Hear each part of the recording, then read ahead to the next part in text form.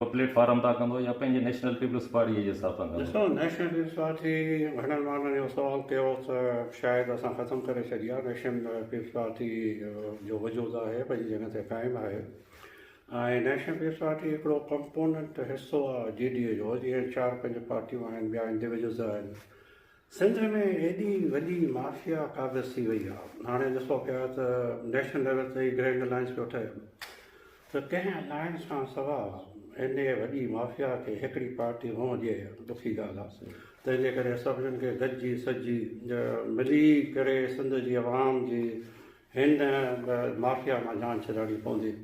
मां घणे दफ़ा चयो त कल्ह बि चयो त मूंखे सियासत करण जो को शौक़ु कोन हो। सियासत एॾी ख़राबु करे छॾी आहे माण्हुनि जो हाणे शरीफ़ माण्हू, ख़ानदानी माण्हू जो कमु न रहियो आहे सियासत करणु। सियासत माफ़िया ऐं चोरनि ऐं लुटेरनि जे हथ में अची वई आहे।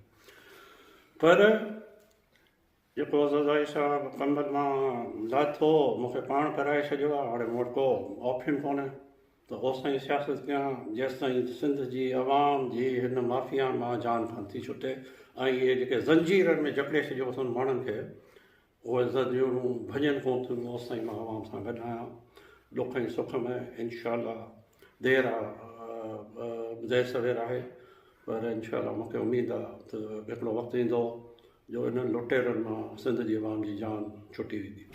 तव्हां जेको आहे हिन महिल हिकिड़ो पंहिंजे हिकिड़ो चाहींदड़नि खे छा था पैगाम ॾियोसि?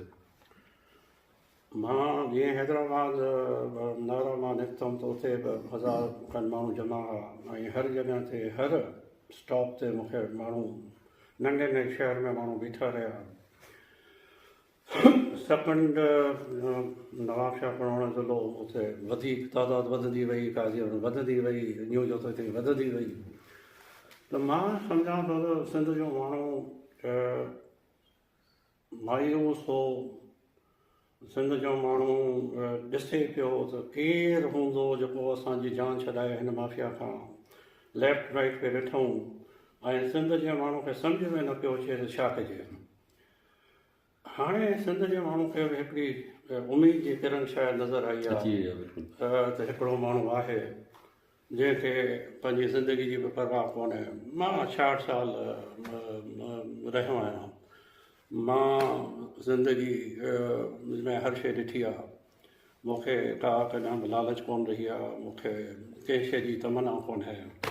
असांजो घर नवाबी घर सां फ़क़ीरी घर में रहियो आहे पीढ़ियुनि खां। असां फ़क़ीर माण्हू आहियूं, हर हाल में रहण वारा माण्हू आहियूं। रही वेंदासीं, मुंहुं ॾेई वेंदासीं।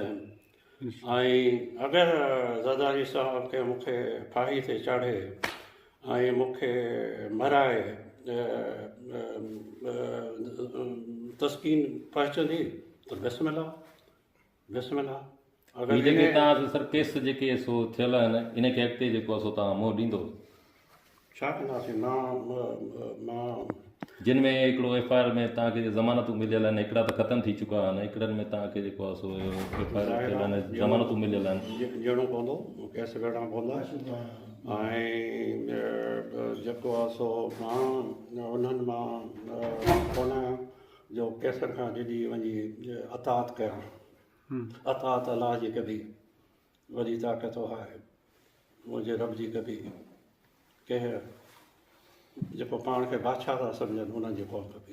Thank U sir, thank U sir.